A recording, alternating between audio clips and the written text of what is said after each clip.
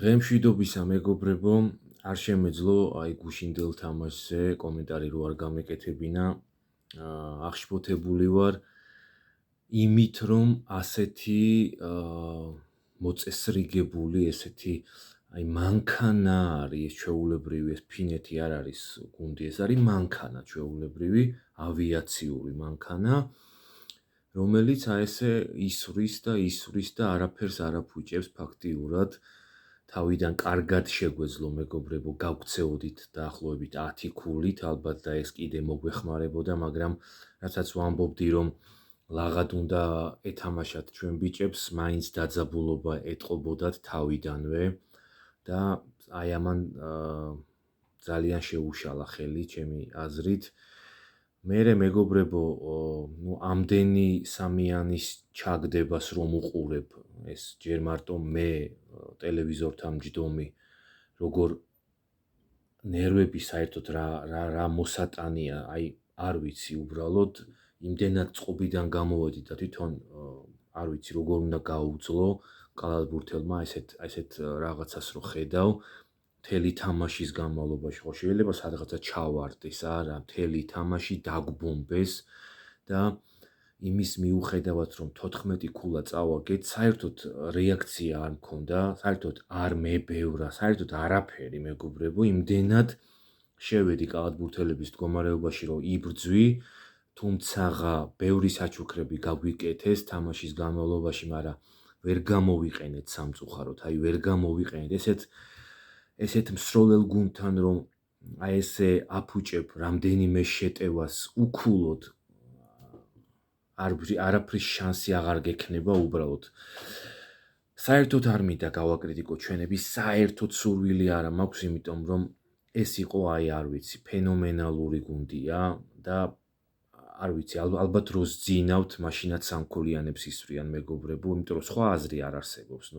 არ ვიცი, ესეთი ცივსისხლიანი, ესეთი გაწონასწორებული, საერთოდ ნერვი არ შეტოკებიათ. 20 ქულაც იყო მეგობრებო სხვაობა და როცა მეგონა ყველაფერი დამთავრებული უკვე, იმიტომ რომ ასეთ გუნდთან 20 ქულით აგებ, არ ვიცი, რის იმედი უნდა გქონდეს და მაშინ დავიწყეთ კარგი კალათბურთის თამაში, ისეთი პრესი და არ ვიცი, გაოცებას ვარ, როგორ ჩამოვედით, 6 ქულამდეც ვიყავით თუ არ ვცდები ჩამოსული და აი მეთქი, აი ეხა გადავტეხავთ წელში თქო, მაგრამ ისევ ამ სამქულიანებმა, ავადსახსენებელმა მსროლებმა ისევ მეგობრებო გატეხეს ჩვენი კალათბურთელები საბოლოო ჯამში და იქ ჯერ პირველ რიგში ბითაძე გაგვიგდეს არასპორტულით, ცოტა საეჭვო ამბავია. მოკლედ, საჯები ჩვენთან ძალიან ესე მწყალად არიან ამ ბასკეტზე, როგორც მე შევატყე აშკარად. მერე მიაყოლეს შენგელიამ გამაოცა საერთოდ ესეთი, აი უბრალოდ მე თავიდან როგორც თამაშობდა შენგელია, მინდა ვთქვა, რომ აშკარად გუნდმა მხარი ვერაობა, აი თითქოს აი უყურებდი, თითქოს მარტო თამაშობდა. კანტი კუნდათ კი ბატონო, მამუკელა და ბითაძე კი რაღაცები, მაგრამ აი აშკარად ის მონდომება, რაც შენგელიას ჰქონდა, აშკარად იმ მიმართებით ვერ აყვა გუნდი და სამწუხაროდ აი მესამე-მეოთხეში უკვე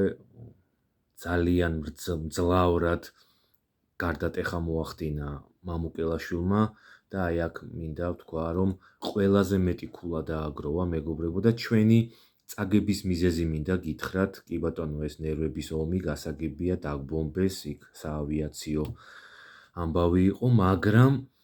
ჩვენი მიზეზი წაგების არის ბოლდვინი, პირდაპირ ვამბობ, გაიხსენეთ წინა თამაშზე, როგორი თამაშა და როგორი შეფასება მიიღო, აი ახლა კიდე საერთოდ გაიჩიშა ყველაფრიდან, არ ვიცი საერთოდ, აი თითქოს ჯინაზე მეგობრებო, მას რომ 10 ქულა, აი როგორმე 10 ქულა მოეპოვებინა, აი გეუბნებით, რომ ამ თამაშს არ წავაგებდით, აი ამ ყველაფრის მიუხედავად, რომ სამქულიანები ასე მისდიოდათ, ორქულიანებსაც ასე გვიგდებდნენ, აი ყველაფრის მიუხედავად გეუბნებით, რომ ამ თამაშს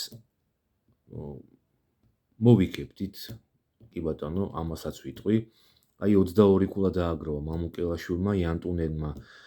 ამ საოცარმა 18 წლის ბიჭმა 19 ქულა, სანაძე 19, შენგელია 18, მარკანენი 17, მაქსუნი 15, ბითაძე 14, სალინი შენი 14, კამუამ 8, ვალტონენი 8, მურინენი 7, ლითლი 3, ბოლდვინი 2, ისიც საჯარიმო სროლა, თორე ისეთ ქულა ვერ აიღებდა, ბურჯანაძე 2, გრანდისონი 2 და შერმადინი 2. გულდასაწყვეტია ნამდვილად მეგობრებო, ნამდვილად რომ აი ერთი კალათბურთელი ასე თამაშობს და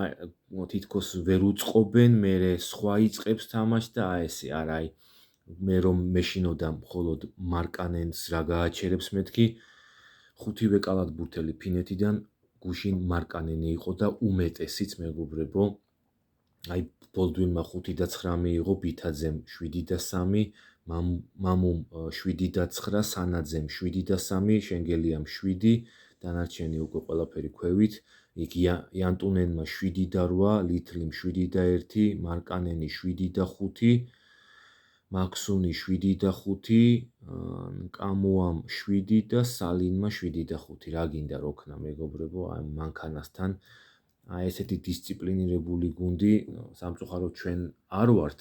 და მით უმეტეს ესე გაწაფულები სროლაში და ამიტომ ცოცხალი მაგალითია, უნდა ვისწავლოთ აუცილებლად, ეს უნდა იყოს ჩვენი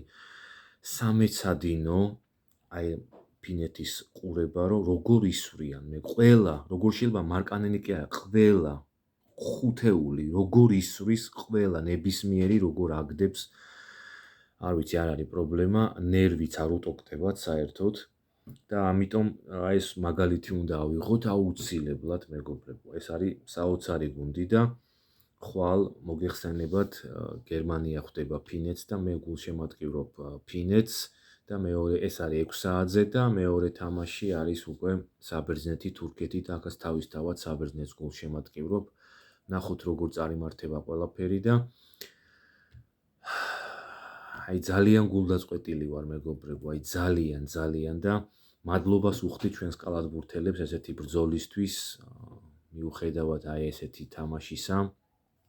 რაც შემოგთავაზა ფინეთმა, ნუ ძალა აღმარts ხნავს, შანსები რა თქმა უნდა ძალიან ბევრი ჰქონდა და ის გამოუყენებელი საჩუქრები, კანფეტები, რასაც იძლეოდა ფინეთი, ის ვერ გამოვიყენეთ. აი ესეთ გუნდთან რო იტყვიან ქულა არ უნდა დაკარგო, მაგრამ ნუ რას ვიზამთ, სამწუხაროდ ყველა მოწოდების სიმაღლეზე იყო, რა ვიცი, ღმერთი არ სწამთ, რა ვიცი, არ ვიცი, ყველაფერი როგორ შეიძლება მეგობრებო რო ჩააგდო რა. მაგრამ აი ჩვენ ჯინაზე და კიდევ ერთხელ ვამბობ, რომ ბოლდვინის ხაზგასმით ბოლდვინმა ჩაგვიგდო ეს თამაში და ამიტომაც წავაკეთ, დარწმუნებული ვარ მას რომ 10 ქულა ყველაფერი იქნებოდა თავის ადგილზე. ნახოთ მეგობრებო, ნახოთ ესე გულის წვეტით, გემშვიდობებით, მაგრამ ნახოთ ხვალ მაინც ვისიამოვნოთ აი ამ ორი თამაშით. დარწმუნებული ვარ რომ მოწოდების სიმაღლეზე იქნება ფინეთი და ძალიან გულსაწყვეტია ჩემთვის რომ დონჩიჩი გავარდა გერმანიასთან. ასე რომ ნახოთ რა იქნება და ამ თამაშების შემდეგ აუცილებლად შევხვდებით ერთმანეთს. აბა დროებით მეგობრებო, ყოველივე საუკეთესო სურვილებით, გემშვიდობებით.